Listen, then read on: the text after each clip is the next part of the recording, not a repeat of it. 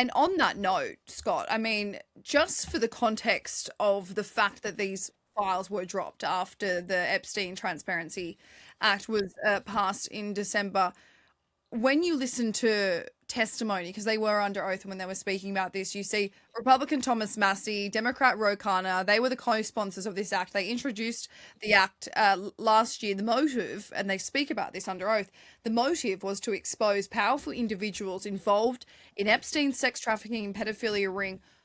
They don't care what side of politics these people are. They don't even need to be involved in politics.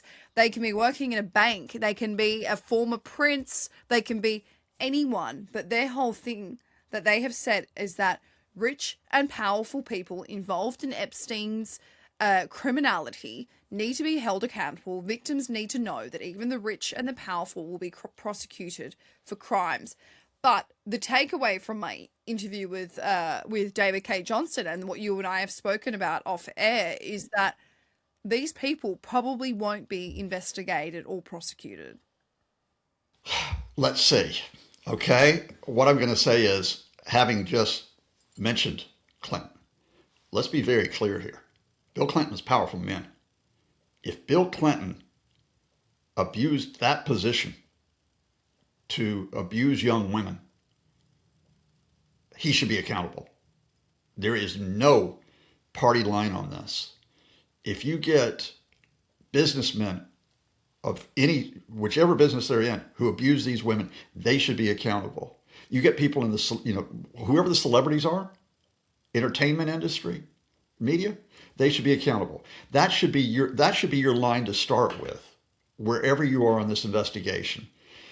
Where we are right now is that you have the Deputy Attorney General, who is Donald Trump's personal lawyer, who is not only saying Trump will not face accountability here, he's saying no one will face accountability, at least in terms of a legal proceeding as a result of these files. Now, there will be other people who are having to be accountable elsewhere. I think there have been repercussions in the UK for Andrew Mountbatten Windsor, for Peter Mandelson.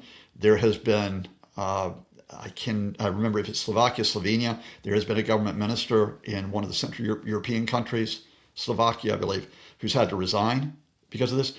There has been George Mitchell, the former high-level U.S. envoy, the Good Friday Agreement, who has who's been removed from a U.S. Ireland education panel.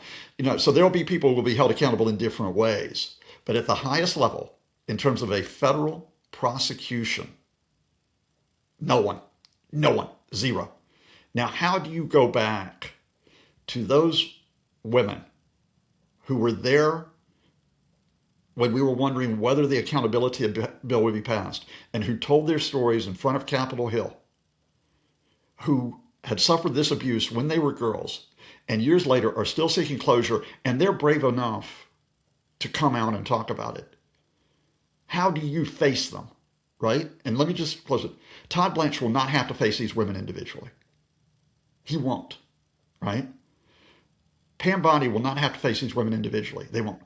Donald Trump, and I now will say this because there is context that's important here, whether or not Trump actually has held accountability in the Epstein files or should be accountable, Donald Trump has been convicted of a serious sexual assault that was tantamount to rape in a civil case.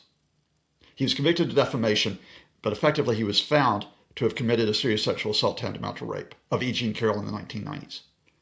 He has been accused of multiple women of sexual, at best, sexually accosting them. Some might say sexual assault.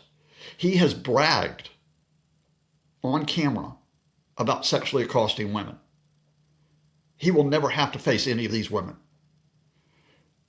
I hope that at some point there may be a change in administration.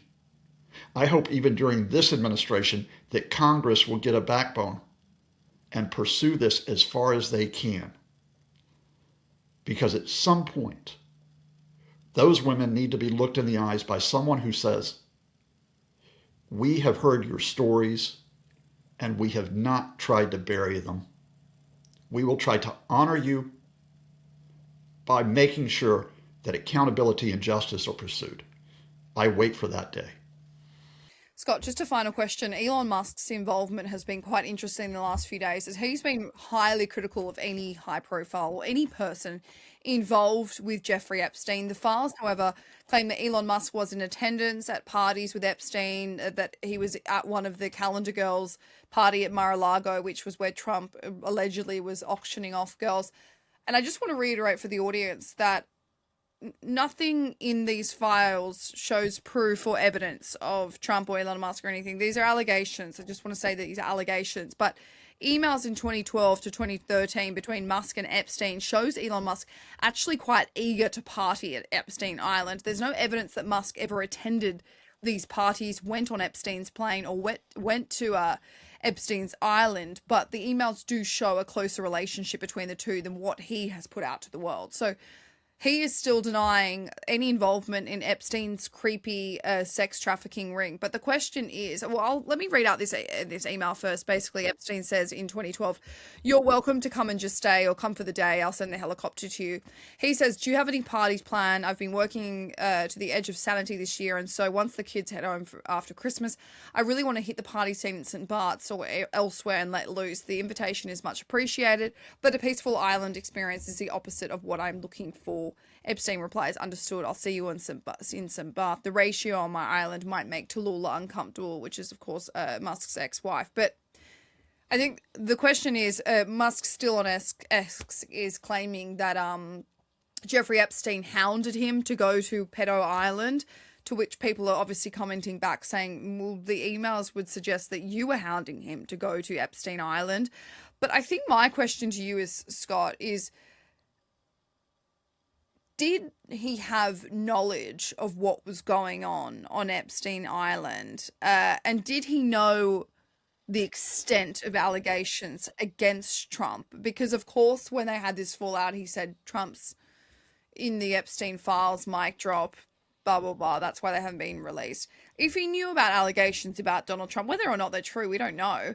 Or if he knew what was going on at Epstein Island and didn't say anything, he's complicit because he hasn't said anything of what was going on. He's also lied about the extent of their relationship. But if he knew about what was going on with Trump, about these allegations, he still decided to funnel millions of dollars into his 2024 campaign. Look, on the specifics here, and this is where, if you're an analyst, you have to hold up your hands and say, we don't know, okay? All we know, which is now on record, is precisely that Elon Musk and Jeffrey Epstein were in contact in that period you're talking about, which importantly is after Epstein's first conviction in Florida, right? And Musk is talking about going out to the island. Now, whether or not Musk knew about the activities that took place in the island, he would have, I would have assumed, know about Epstein's conviction, which had taken place a few years earlier. Because just let me double check, Maddie, this is 2012, 2013, correct? Yeah. And Epstein, the conviction is by 2009. So he certainly knows about that. I would assume that unless Elon Musk was completely isolated in all his tech ventures, he would have known that Donald Trump was a friend of Jeffrey Epstein and had connections with Jeffrey Epstein up until at least 2004. But beyond that, I can't tell you what goes on in terms of that. And to be honest with you, Maddie, I think in a way this is one of those questions where if we start to speculate, we lose track of the bigger thing that takes place here, because it's not just about Elon Musk. There are a whole series of individuals who are in the financial community, who are in the media, who are in politics, who are in contact with Epstein after that 2009 conviction. They cannot plead ignorance of what took place there, even if they don't know the specifics of what's going on in the island. And this, of course, is where, although again, I don't want him to be the only headline, because there's a risk, there's a diversion there. But it's where Andrew Mountbatten Windsor and his former wife, Sarah Ferguson, come to, because, they're publicly saying, oh, we're not going to have anything to do with this man after this conviction. And quite clearly they are. Quite clearly Scott, they're. To interrupt, just for the audience, Epstein and Ghislaine Maxwell and Harvey Weinstein were invited to his daughter's 18th birthday, even after he'd been convicted. Absolutely, absolutely. And you take someone like another case, of someone who we mentioned, Steve Bannon is one of the Trumpists who does come into frame here. Look, Trump, Bannon in 2018, 2019. So this is not only after the Florida case. This is in the lead up to the New York case, the one where finally Epstein is put away for a number of years.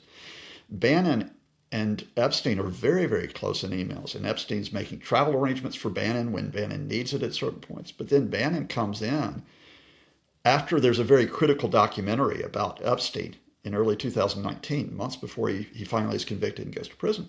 Bannon comes in to work with Epstein on a documentary to make him look good and to coach him on media appearances. For example, for 60 Minutes, the CBS flagship program in the United States. And so there was a video that dropped day before yesterday, and the headline was, "Oh, Epstein says, are you as bad as the devil?"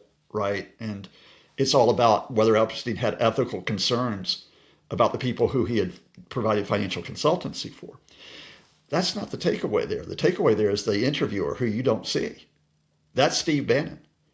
They are doing those interviews, in effect, to coach Epstein in terms of replies, to put out his side of the story. Now, Bannon is someone who, although he is not part of the Trump administration, is still part of the Trump camp. And he's someone who right now is trying to promote hard-right political parties to take power. It's not just in the US, but in Europe and in the UK, right? So, he can't plead ignorance of this as well. So there is that immediate level of accountability in terms of people who possibly should be prosecuted for what they involved. But then there's another level of accountability, which is the social accountability. And I would include Bill Clinton in this as well, right? And that is, this man, you can't plead ignorance, at least after 2007, 2008, 2009. Donald Trump cannot plead ignorance that he did not know that Epstein and Ghislaine Maxwell were recruiting women out of Mar-a-Lago. He can't plead ignorance on that. Where's your social accountability for what this took place? And I'm struck by one thing, Maddie, which maybe people don't talk about anymore. If we'd had this conversation in 2014, when the allegations were carving out against Harvey Weinstein, right, who is also connected to Epstein, we would have been talking about the Me Too movement. And the whole point about the Me Too movement is that women were heard, that women were, but also that there was a political culture which actually recognized that this type of abuse of women could not be excused, could not be tolerated, could not be covered up. Guess where we are in 2026? Where certain people who are in very powerful positions believe that women can be abused without their voices being heard, without their cases being recognized. These can be covered up, and therefore people don't have to pay any price for it.